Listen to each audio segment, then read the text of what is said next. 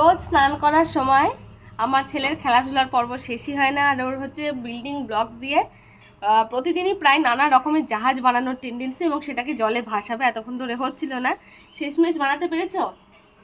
পেরেছে বলছে, দাঁড়াও দেখি। কোথায়? জলে? এই দেখো, দুখানা জাহাজ বানিয়েছে। দুখানা জাহাজই কিন্তু জলে দেখো সুন্দরভাবে ভাসছে। জাহাজ ভাসে সাগর জলে। সাগর জল মানে প্রতিদিনই কখনো হয় কখনো হয় না।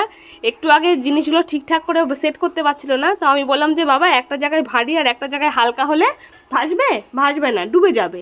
দুটো জায়গা সমান সমান হতে হবে। হ্যাঁ, তো তারপরে সেটাকে খুলে খালে এরকমভাবে দেখো মোটামুটি সমান করেছে ভাসার মতো। আর যখন ভাসছে তখন কি খুশি! আর এটার একটা স্টাইল, এটা এরকম স্টাইলের জাহাজ।